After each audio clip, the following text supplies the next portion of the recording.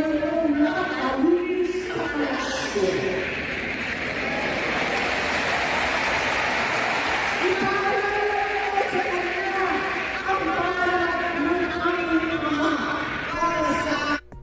So yun, nabanggit din ni Senator Amy yun sa kanyang ama. Medyo mag-throwback tayo ng konti.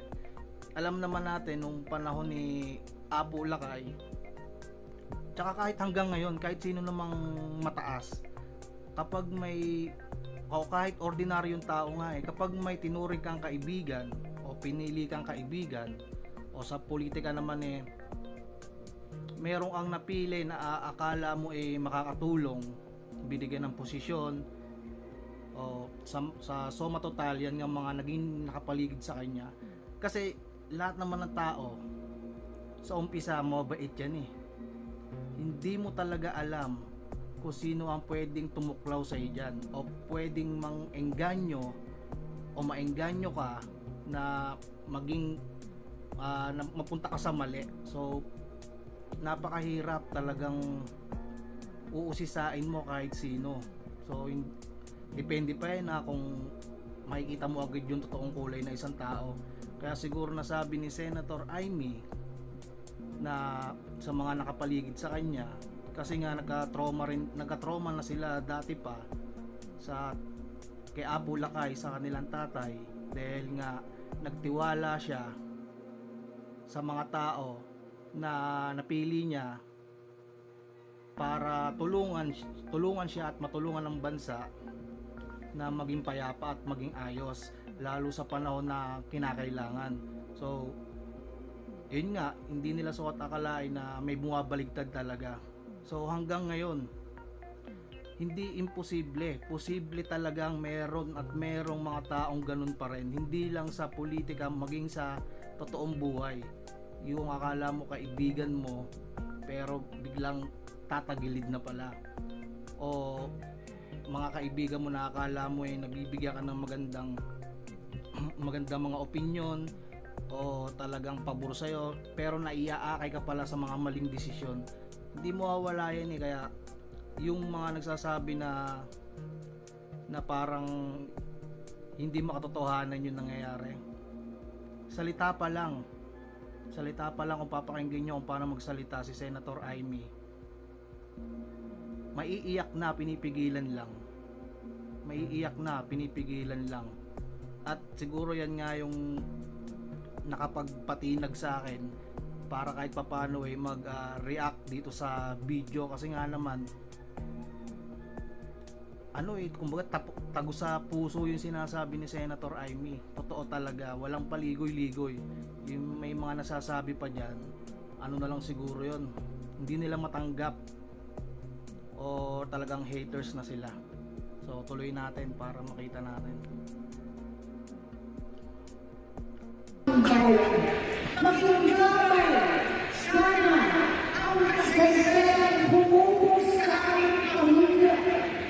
Napakinggan na ang sumawo ng nakarami.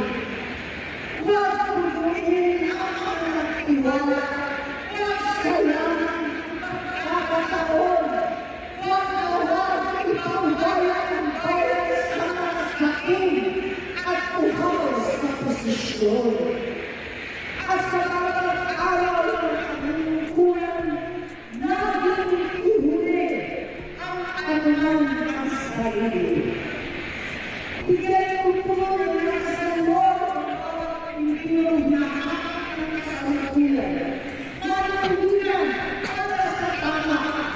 Labanan ang pesta ng mga mapanungulan, ng mga puso sa kawalan-mayan at pangalanan dahil sa katawag at katawan ng nakakawan sa kapangyarihan.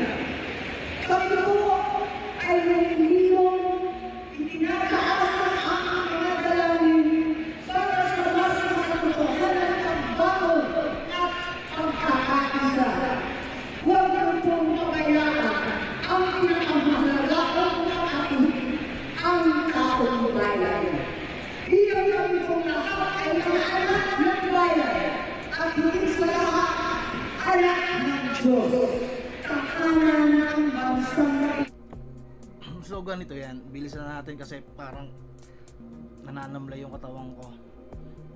Nung nasasama ako sa coverage ng mga vlogger, so nakiki-video din ako doon, nakiki-coverage. Dito meron yata silang parang cash assistance sa school sa Caloocan. Bali nung nagko-coverage na kami doon, then ayun nga, malayo yung susunod na tutulungan nila, malayo yung susunod na, pero Caloocan din, pero malayo yung susunod na school na tutulungan nila. Then kung mamamasahe kasi ako, hindi aabot yung biyahe. So nakisakay ako doon sa sasakyan ng pulis, sa mobile ng pulis. So nung nakisakay ako doon para makapag coverage palalo kay Senator Amy, may nakasabay din ako doon na sumakay na staff pala, staff ni Senator Amy. Then ayun nga, nung nasa biyahe na, nagkakakwentuhan yung staff ni Senator Amy. Ay hindi, nagtanong pala yung pulis, yung nagdadrive, kasi nga syempre kwento-kwentuhan habang biyahe. Tinanong niya yata noon kung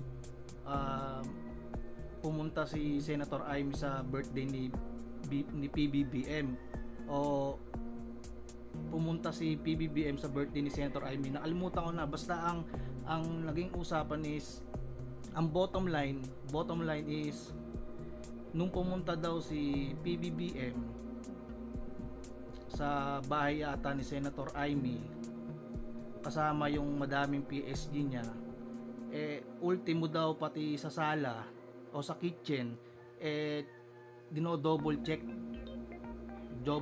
check, talagang inuusisa kung gaano kalinis, kung ano yung kumbaga, para hindi mapano yung Pangulo.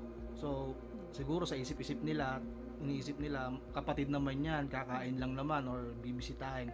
Nakaraan pa to siguro mga 4 months na yata, 5 months ago, or 4 to 5 months ago, nung time na yon, nung narinig ko yun.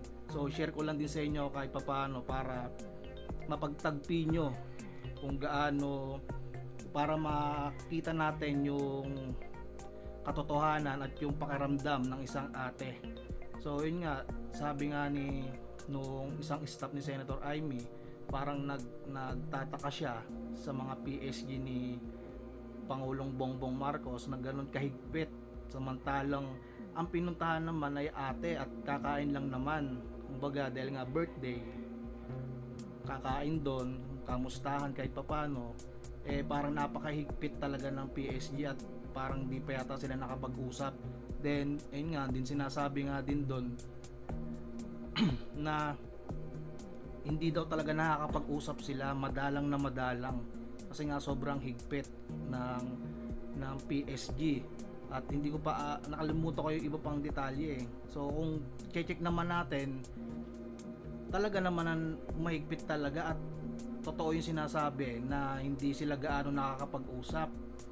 Tapos syempre may pamilya si kapatid niya, si PBBM, kaya busy din sa mga anak tsaka sa trabaho sa pagiging pangulo.